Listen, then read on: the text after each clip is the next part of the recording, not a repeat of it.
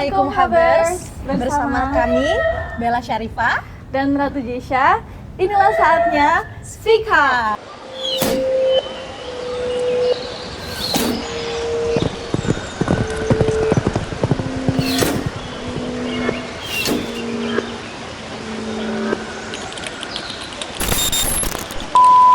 Oke, hari ini kita kedatangan tamu istimewa banget nih, Jess. Siapa nih yang ada di antara kita nih? Di sini kita sedang bersama The Larasati Gading. Welcome Ibu to The Hub Indonesia.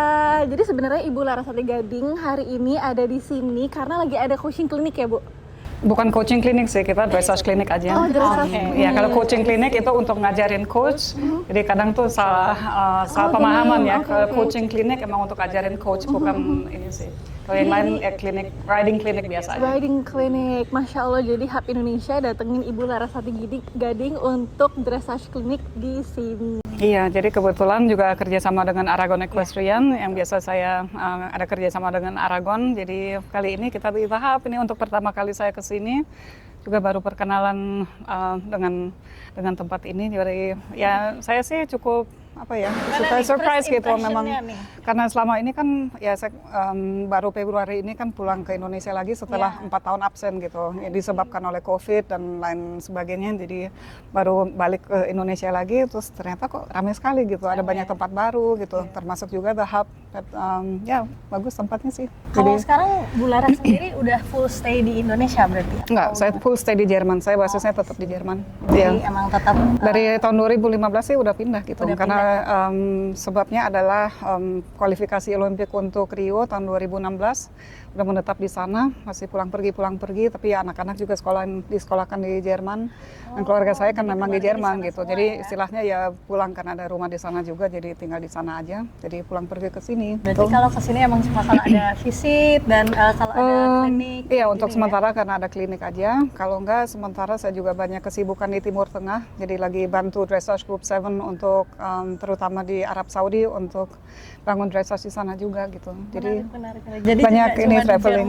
Oh enggak. Di Jerman ada murid juga, dan saya jalankan beberapa proyek untuk Federasi Internasional untuk bagian solidarity sebagai dressage expert. Jadi kadang-kadang kalau misalnya megang satu negara, misalnya ke Iran kemarin, terus ke Slovenia, terus sekarang Arab Saudi, Oman juga, aku biasanya 3 kali datang gitu.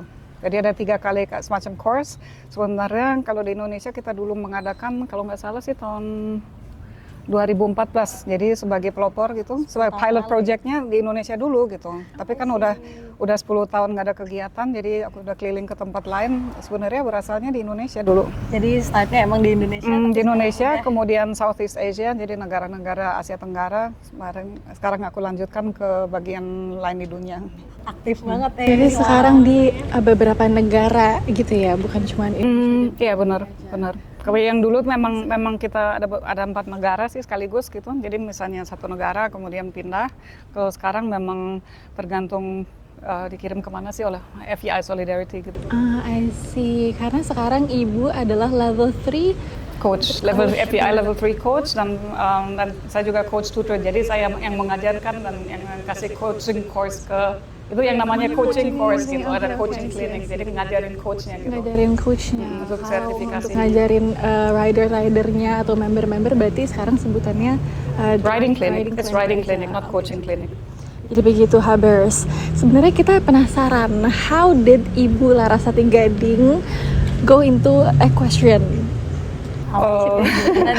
Emang akhirnya mendalami dressage itu kan sempet baca juga nih, ada profilnya Bu Laras, ada tulisannya dressage is my passion. Iya benar.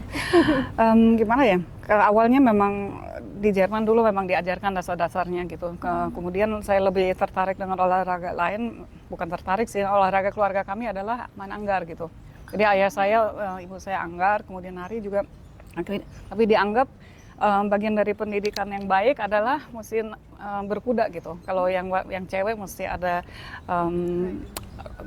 nggak semua anak mesti belajar berkuda, dan kalau untuk yang cewek mesti ada narinya. Kalau yang laki martial arts kayak karate, judo dan lain sebagainya. Kemudian juga mesti belajar instrumen musik gitu, mesti main musik. Salah satu alat musik tuh. Kalau saya mainnya suling. Jadi I play the flute. Gitu ya. Flute, nari dan berkuda. Nah, dasarnya itu. Kemudian sebenarnya dulu waktu anak saya Alisa, anak sulung saya tuh usia 5 atau 6 tahun, ada yang nawarin naik kuda gitu. Alisa mau kali naik kuda gitu, paling suka gitu. Ya udah aku anterin. Terus bosen, pas lagi duduk-duduk, daripada membosan ngapain, aku naik kuda juga gitu. Iseng-iseng aja Justru gitu. karena lagi nganterin anaknya. dulu ya. Iya, anak saya dulu gitu. Jadi antarin anak di Indonesia. Kemudian ada yang tawarin ikut tanding, ya udah ikut tanding. Terus menang, akhirnya diminta masuk ke timnas. Terus ya udah. Kebetulan juga memang pakai kuda sekolah sih di awal gitu. Suami saya bilang, udah beli kuda beneran aja deh, biar punya sendiri gitu. Kuda mah jelek gitu, kayak kuda sekolah gitu, kayaknya potongannya kurang gitu, cari yang bagusan dong gitu. Terus mau nggak mau kalau menjadi pemilik kuda kan tanggung jawab gitu. Jadi memang pengen dilatih juga gitu. Terus akhirnya ya ujung-ujungnya jadi 23 ekor dan punya kandang sendiri dan belajar juri juga karena saya ingin tahu juri ingin lihat apa. Kemudian juga ya iseng-iseng ikut kayak coaching course FEI level 1 sampai 3. Kayaknya ceritanya singkat gitu, padahal pendidikannya tuh kurang lebih 6 tahun dan saya intensif gitu. 6 tahun intensif ya? Dan formal, semi formal gitu. Ada ujian akhirnya, terus ada bagian-bagiannya, ada logbooknya, mesti ada ya gitulah dokumentasinya lengkap gitu. Jadi lumayan lama sih ya sekolah juga. Terus lari ke dressage-nya karena memang apa ya, buat saya sih lebih menarik karena aku suka ngulik gitu. Emang mesti apa ya, lebih taktis, lebih strateginya mesti jelas dan nggak tahu, lebih senang aja. Lebih seneng dressage. Tapi kalau untuk berkuda yang lainnya, kira-kira pernah coba nggak Bu? Coba dong, aku jumping juga. Lagian kan di stable saya kan memang ada anak buah yang jumping juga. Kadang tuh kalau jelasin terus nggak ngerti-ngerti, udah sini aku contohin gitu. Iya sini aku contohin, aku contoh terus. Bagus Bu, udah daftar aja gitu ya udah. Jumping aja, kayaknya sampai 120 aku berani, selebihnya enggak lah, udah ya. Biar anak-anak aja lah lebih ini. Lagian kan anaknya udah 3 dan ini udah, maksudnya saya tuh nggak I don't have time to get injured gitu. Emang risikonya emang lebih tinggi sih. Pernah nyobain endurance juga, cuma sebentar sih, tapi ya bosan gitu-gitu aja, ngabisin waktu gitu. Buat aku sih kurang menarik. Saya memang suka mengulik ya. Suka ngulik dan apa ya? Kalau dressage tuh ada apa ya? Kondisi mentalnya tuh orang tuh mesti sabar dan mesti apa ya, mengerjakan sesuatu yang dengan tekun dan lama gitu, mesti betah gitu. Betul. Ngomong-ngomong, berarti Ibu pertama kali berkuda, naik kuda lagi yang sedang menunggu anaknya itu tahun berapa tuh Bu? Tahun 98. Oh, berarti sekarang udah berapa puluh tahun tuh Bel berkecimpung di dunia berkuda? Ayo coba matematiknya. Udah at least 25 tahun. Ya 27 years ya boleh. 27 years ya, wow, I see, oke. Jalan 27 tahun. Sementara bulannya baru, kalau sebenarnya nggak mau kasih tahu usianya berapa sih, cuman aku baru mulai berkuda dengan usia 27 gitu. Oh, 27. Coba itu, ayo. It's never too late to learn ya. Never too late, iya. Jadi mulanya agak telat sih juga. Tapi memang mungkin nyali dan kekurangan saya di apa ya, mungkin ada yang talented banget gitu naik kuda itu langsung jadi, dan ada yang kerja keras. Kalau aku sih tipe kerja keras gitu. Bangun pagi, emang disiplin dirinya ada gitu dan suka kerja keras gitu. Berarti dulu pas awal-awal berkuda tuh Bu, naiknya benar-benar everyday karena lagi suka banget atau? Enggak sih, awalnya juga enggak. Cuma begitu tanding ya pasti jadinya dibanyakin gitu. Udah gitu punya kuda sendiri, apa ya? Ya pengen dilatih sendiri aja gitu. Jadi makin ini lah ya, karena ngerasa punya tanggung jawab di kuda sendiri gitu ya. Iya. Jadi dulu punya kuda sendiri, akhirnya Bularas ngelatih kudanya sendiri langsung. Iya. Nih juga sih, saya memang suka olahraga dan kesulitannya kalau janjian sama teman, kalau olahraga sendiri, kalau ke fitness gitu aku nggak suka. Kalau janjian sama teman pasti selalu gagal gitu. Aduh maaf lagi meeting, maaf telat, macet, ini itu, pokoknya banyak alasan. Kalau kuda pasti di kandang nggak telat, nggak kemana-mana gitu. Paling aku yang telat gitu. Jadi selalu tersedia gitu, selalu ada. Anytime, jadi kalau aku mau naik kuda, terserah aku sih mau naik jam berapa gitu. Terus akhirnya sampai udah punya kuda sendiri, terus join timnas, itu Ibu pindah ke Germany lagi kapan tuh, Bu? 2015 itu kan udah jadi urusan kualifikasi Olimpik sih untuk ke Rio. Oh, untuk itu pergi ke Iya. Germany. Dan memang juga latih tandingnya di luar, jadi aku ada taruh kuda di Jerman juga sih untuk persiapan untuk go internasional. Masalahnya ini sih kalau di Indonesia ya maaf kata memang kalau untuk latih tanding masih agak kurang sih. Kenapa tuh? Karena lawannya dan kalau di sini kayaknya udah menang udah bagus, di sana belum jadi apa-apa gitu. Jadi pertama mencapai 60% kayaknya udah pesta besar. Kita 60% kayaknya udah hebat banget. Cepat puas gitu ya, maybe orang-orang di sini. Enggak sih, lawannya nggak ada gitu. Kayaknya kejagoan karena challenge-nya kurang gitu. Memang standarnya agak beda ya. Standarnya beda. Kalau di sini kayaknya udah bagus, di sana udah biasa aja. Dan mungkin karena di Indonesia juga peminat di dressage nggak sebanyak kalau di luar Banyak juga, tapi kita kan ke bawah suasana juga ya. Kalau misalnya yang naiknya, wah kayaknya udah bagus gitu. Padahal kalau di sana tuh naiknya masih beda lagi, wah lebih bagus lagi masih gitu. harus bisa diimprove lagi gitu. Iya. Terus kalau ini Bu mulai coaching gitu, misalkan Ibu mulai mendalami di coachingnya sendiri, itu mulai tahun berapa? Ya begitu punya kandang sendiri, udah gitu kuda makin banyak kan ada, terutama ada dua anak buah gitu, ada Alvaro dan Valen yang bantuin gitu. Valentino Lumenta, Alvaro Menayang bantuin, terus kan mau nggak mau kan bantuin mereka juga ngajarin. Terus lucu deh. Kalau inget sekarang sih mereka taunya ibu yang marah-marah teriak aja gitu, galak banget gitu. Terus sekarang ketawa sendiri. Mungkin juga bawaannya karena dulu kan memang nggak pakai headset. Kalau sekarang aku pakein headset aja, jadi nggak teriak-teriak lagi gitu. Kadang sih teriak juga gitu. Jadi kalau pertama kali oke, dimaafkan, kedua kali masih coba, ketiga kali kalau masih budok juga aku teriakin sampai ya nggak sih. Udah strike Tapi three ya? mungkin ini juga sih tambah pengalaman, tambah teknik coaching yang baik. Jadi ya bolanya di anak buah sendiri sih. Jadi awalnya dari situ. Terus kan pengen belajar. Pada dasarnya emang aku selalu penasaran dan seneng kalau ditawarin ada kesempatan untuk saya belajar lebih baik, terus ada pendidikan yang benar gitu, aku sih mau gitu. Jadi emang awalnya dari ini sendiri, Iya. terus baru mendalami cari ilmu lagi keluar gitu. Iya, cari tambah ilmu gitu. Sampai sekarang juga kalau misalnya ada seminar, ada course, aku pasti ikut. Jadi nggak diusahakan pernah gitu. ini ya, Iya. diusahakan. Jadi the learning never stops kan istilahnya. Kalau belajar tuh nggak ada hentinya. Dari so many competitions yang Ibu Larasati Gading pernah ikuti dan menang, kira-kira yang mana yang paling berkesan bagi Ibu? Yang paling berkesan apa ya? Sebenarnya kalau aku tuh yang mana ada timnya gitu. Jadi kalau aku menang bersama tim itu jauh lebih berharga daripada aku menang sendiri gitu. Kalau bisa bagi kebahagiaan, kesuksesan gitu, karena memang hasil teamwork kita juga gitu. Jadi kalau aku sendiri ya oke lah gitu, tapi kalau teman-teman satu tim ikut menang tuh aku Pride-nya gitu ya, lebih bahagia lagi gitu. Ya. Ada rasa solidarity-nya begitu. Ya karena ini kebersamaannya tuh. Sebagai coach juga kayak misalnya kemarin di PON kan pegang tim Jabar ya. Mereka dapat medali tuh bagi saya tuh lebih lebih dari aku seolah-olah aku yang naik gitu. Jadi aku senang kalau orang lain bisa senang, bangganya sama gitu. Feeling. Iya. Jadi in team.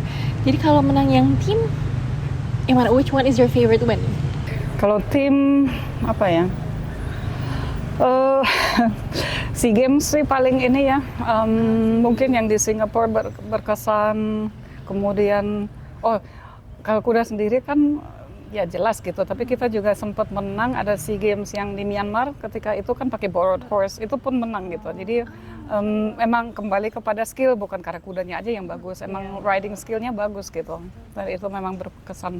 Dan berkesan juga ya saya ketika itu nggak ikut, itu anak-anak kecil, kebanyakan yang naik tuh rider jumping gitu. Rider jumping pun aku bisa convert jadi dressage rider yang bagus, itu senang lagi gitu. Jadi menjelma ya, bisa dua-duanya nih. Kalau atlet jumping ditaruh di kuda dressage gitu, disuruh dressage, will it take a long time atau? Enggak juga sih, kalau emang ngerti kuda gitu. Kalau bisa naik ya bisa naik gitu. Masalah ini aja sih yang sebenarnya banyak di lebih abstrak aja gitu. megang kuda, rasain kuda, feeling kuda, duduk apa enggak tuh bisa ya kan. Feeling ke kudanya ada gitu. Sekarang abstrak cuman bikin gerakan tuh dan sebenarnya kalau buat aku sih dressage sama jumping nggak bisa terlalu dipisahkan gitu. Emang beda saddle sih. Dan kalau dressage kita lebih mengandalkan seluruh tubuh, bawah badannya lebih penting daripada kayak jongkok di atas kuda gitu istilahnya. Cuman semua dasar flat work itu carinya di dressage gitu.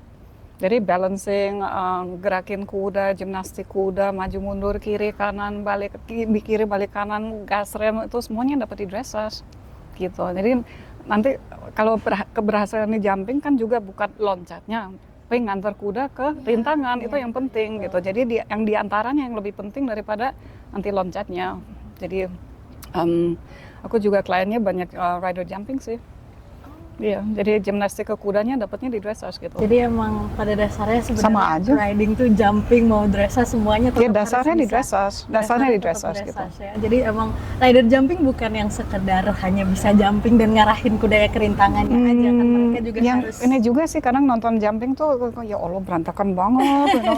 Ngeri gitu, nggak Iya, enak bener. liatnya gitu. Terus kasihan tega ke kudanya tuh loh. Iya. Jadi naiknya kan pasti koordinasinya jelek, kasar gitu, kok tega sama kuda gitu. Iya, Lama-lama kan betul. kudanya rusak juga gitu, Iya, kasihan. karena nggak ada basic riding yang Ya, benar gitu mah kalau dressage kan masalah kalau koneksi tuh koordinasi tuh masalah komunikasi Iya. gitu. Bukan lisan tapi kan secara Iya. apa ya kita connect kudanya gitu. Kalau itu nggak jalan terus kan jadi apa ya? Kamu berebut gitu, jadi Iya. nggak enak bawanya gitu.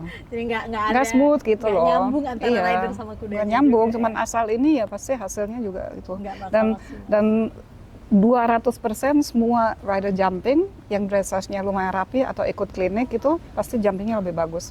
Kalau habis dressage klinik itu, aku kan banyak klien di Arab juga. Mereka bilang, wah aku ikut tanding gila, bagus banget langsung menang kemarin. Jadi kan ya udahlah, Iya. berhasil kan. Ya berarti gitu. emang it basicnya proves that, sama. Ya, Iya, dressage proves. is as important buat rider jumping. Iya, terus dressage kita kan basic banget kan, kita belum naik Grand Prix, belum Iya, naik kelas-kelas betul, atas, itu betul. kan basic banget. Betul. At least tahu Iya. cara bawa kudanya lah. Iya, gimnastik aja. Jadi kan gak enak juga kalau lagi di parkour, lagi loncat, kalau dari kiri semuanya enak, belok kanan kudanya tuh kayak susah di steering, Iya. udah hilang waktu gitu. Betul. Sama aja. Di turn-nya juga nggak akan dapet Iya, gitu ya. emang. Gitu. Tapi menurut Ibu kira-kira bonding antara rider dan juga kuda itu as important as kita mengerti teknik dan cara naik kuda nggak? Kayak teknik dan cara kan sama dengan bonding juga gitu. Jadi namanya kontak atau koneksi tuh jadi kita apa ya, bukan nyatu dengan kuda, nyampe komunikasinya mesti lancar. Kalau di luar pasti semuanya tuh grooming sendiri gitu. Jadi dari rawatnya apanya semua sendiri. Kalau di sini kan banyak kan pakai groom gitu. Jadi cuma naik aja, habis itu selesai naik turun dibalikin gitu. Karena nggak ada gitu. Jadi memang koneksinya lebih apa ya, lebih bagus. Tapi kalau aku bilang sih memang karakter kuda beda-beda, cuman tekniknya sama aja. Jadi kalau orang bilang, penyesuaiannya setengah tahun gitu, ya Allah ngomongin aja gitu. Bisa langsung kok, kalau emang connect gitu. Iya, Kalau ngerti kuda, ngerti kuda. Iya. Jadi kalau Prinsipnya masih, sama ya. cuman kalau misalnya untuk high level banget, maksimalnya emang perlu waktu gitu. Cuman ya itu lagi, kalau skill ridernya bagus, penyesuaiannya cepet gitu. Iya betul. Jadi intinya cara naik kuda sama gitu ya. Sama aja tekniknya. Iya. Dan sederhana sih sebenarnya. Sebetulnya nggak serumit itu ya. Enggak serumit itu. Dan talking about kuda, kira-kira Ibu punya heart horse nggak? Hard horse. The horse that you love the most gitu. Aduh banyak. Banyak. Kayak horse of a lifetime. Yang gitu. kayaknya jatuh cinta pertama dan tidak terlupakan adalah kuda yang ex-pacu gitu, namanya Nikolaus dulu. Kita belinya umur 3,5 tahun, itu dikirim dari Indonesia ke Jerman karena nggak belajar flying change. Di sana 3 minggu bisa gitu. Emang skill aku dulu nggak kurang dan ya di sana sih mungkin lebih ini. Dan di sana juga pertama kali turun dia menang. Di Jerman gitu, kuda pacu Indonesia dikirim ke Jerman, begitu turun menang gitu, bingung kan. Kemudian kita bawa pulang ke Indonesia dan ya sayangnya dia mati karena kolik gitu, tapi emang dia sih kali. Tapi ada banyak sih, masing-masing punya karakter yang berbeda dan ujung saya nggak mau beli kuda lagi untuk saya pribadi ya, nggak mau lagi karena ikatan emosinya terlalu kuat gitu. Jadi kalau misalnya ada sponsor, ada yang sediain, nih pakai terus aku bisa pulangin kalau udah misalnya retired istilahnya. Mungkin dalam waktu dekat enggak sih, tapi aku bisa balikin aja gitu. Kalau misalnya kuda aku sendiri, ya pasti tua di tangan saya gitu. Tua atau mati di tangan saya yang sekarang, yang terakhir umurnya udah mau 25 tahun. Tapi aku masih naikin sih kalau di rumah. Masih top fit, super condition. Wow. Iya. Jadi aku nggak mau beli kuda untuk dijual, itu nggak ada. I see. Jadi akan dirawat terus. Iya. Ya, wow. Wow, ini berarti berkesan banget ya Bu, kuda dibeli dari umur 3,5 tahun terus dikirim ke Jerman, terus dia menang lomba-lomba di sana. Iya, balik sini lagi, SEA Games ikut. Hebat itu. Iya, SEA Games. sempat ikut SEA Games, ya.